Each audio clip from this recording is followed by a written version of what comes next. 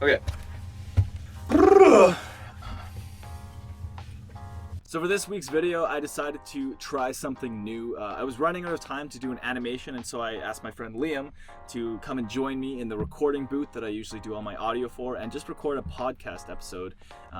So we're gonna have about a 10 to 15 minute conversation talking about applying all of the concepts from my last video to specific passages that we've chosen and that we want to talk about, how we can actually develop good theology around verses that have typically produced bad theology.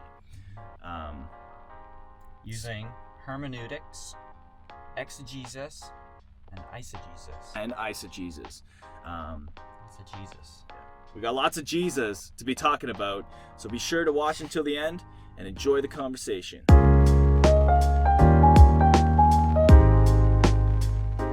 Okay, so we should probably start things off by introducing Liam. I guess the one thing I'll say about Liam is he's a young guy, but out of all of the young guys that I know, he probably has the most well thought through worldview. And I would say that's for Christian or otherwise, because I know some non-Christians who have thought about it as well. But yeah, Liam's definitely open-minded, and he's come to the same conclusion that I have. So I guess I like that.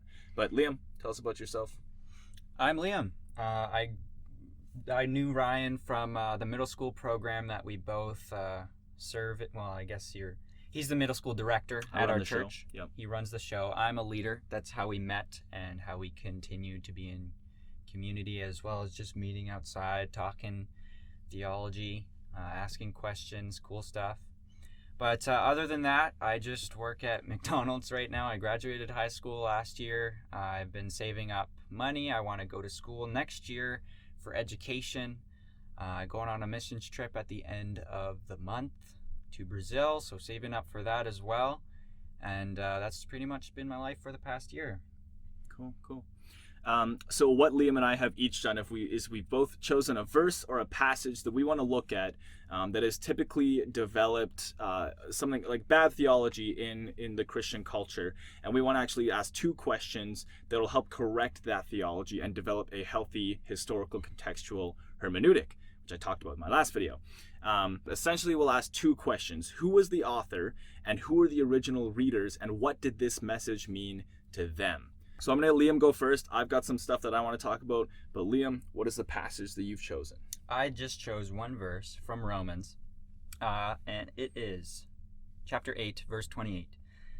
And we know that in all things God works for the good of those who love him, who have been called according to his purpose. Okay. First impressions, first thoughts. For me, they've been called towards his purpose. Let's rephrase. If you were a brand new Christian and you were reading this for the first time, right? What are you thinking? It's like, as far as I'm concerned, like, this is the Bible right here. So like, yeah. Okay.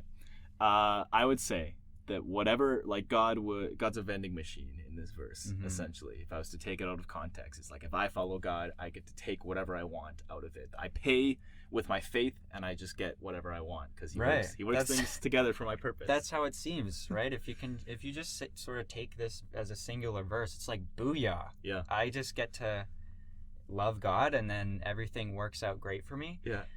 It seems sick, but let's ask those questions that you were talking about. First one, who wrote this verse? Paul. It's the Apostle Paul. And if you know anything about the Apostle Paul, you know that his life was at a lot of points far from good. He wrote a lot of the New Testament from prison.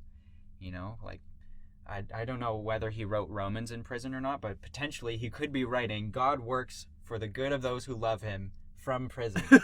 How ironic, and his life didn't end in a way that's very good either, as well as the rest of the disciples, the closest followers of Jesus, were murdered for their faith. Head chopped off, crucified upside down. Right.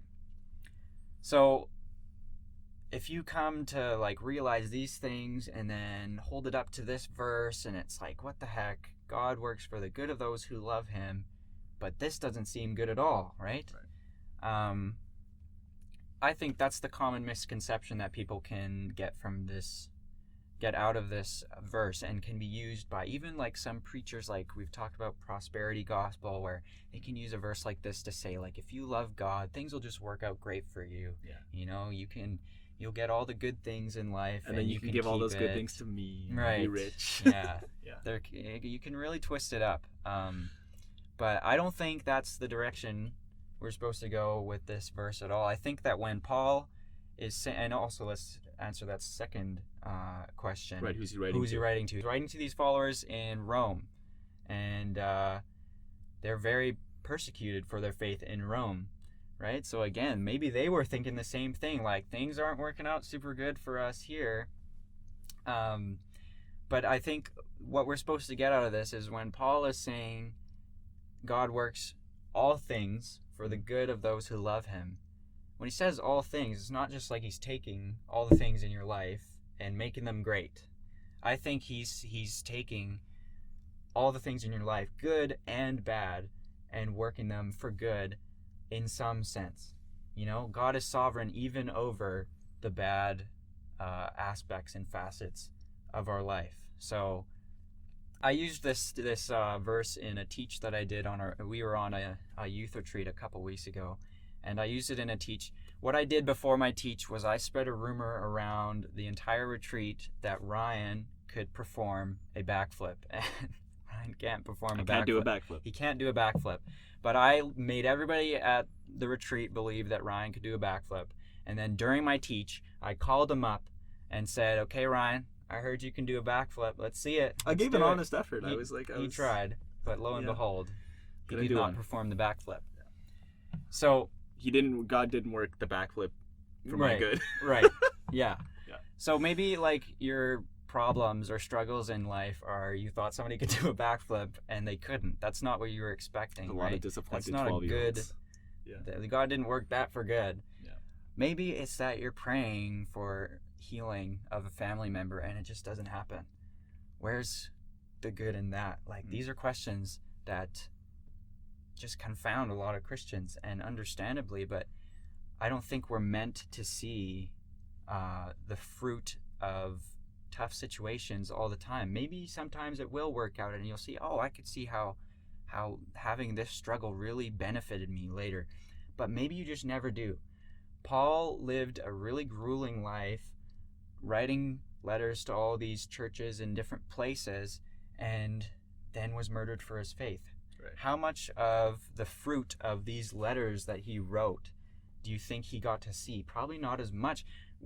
Here we are, like 1800, like 2000-ish years later, and modern Christians are following the words that Paul wrote to these churches. Like, that's incredible fruit that Paul never got to see, but is fruit nonetheless, and that God worked for good. And I think we can use that if we really believe that in our lives, it'll change the way we think about our struggles as well, that God is sovereign over these tough times in my life and will work them for good. Right.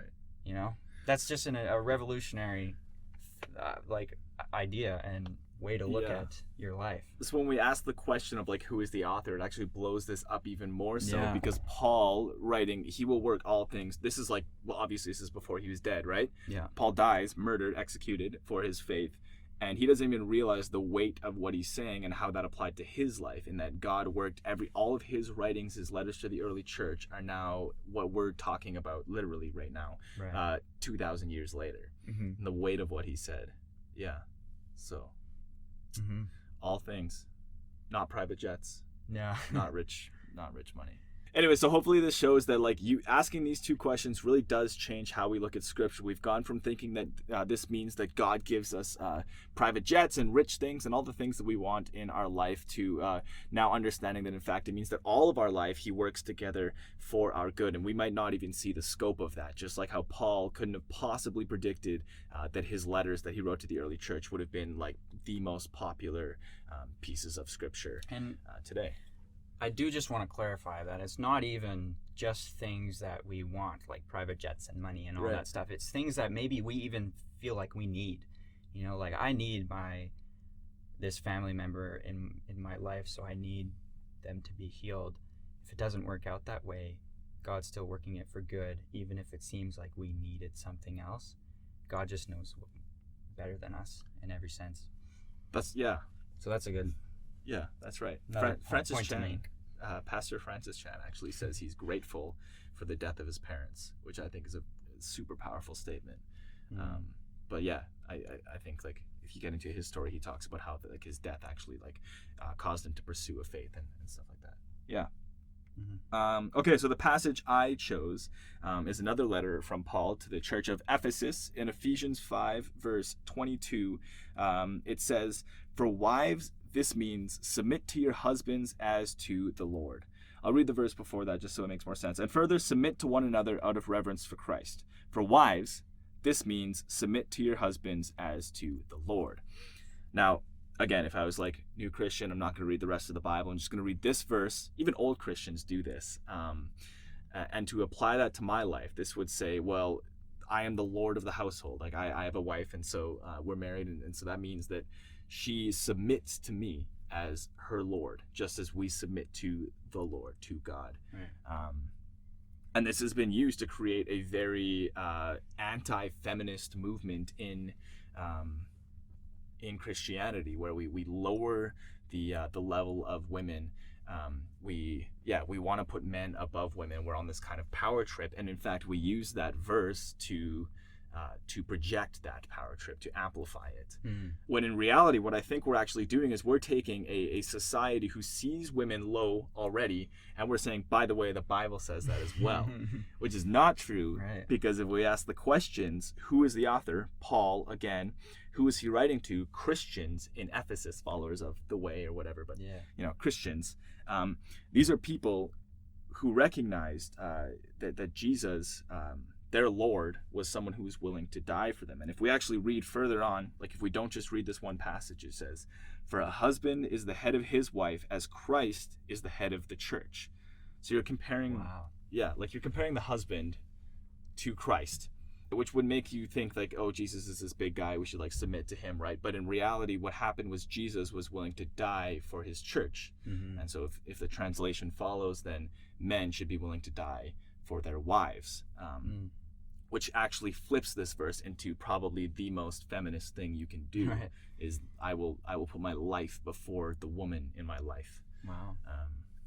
Yeah, that's there's the whole theme of just power structures being flipped on their head, especially with the movement that Jesus started. Like, he didn't come to rule with an iron fist. He came to save his people, and he did it through dying for them and being the sacrifice. So lots of people bicker over the one verse, "Wives, submit to your husbands," and it's like, what the heck, like that just sort of leaves a bitter taste in people's mouths when they say it.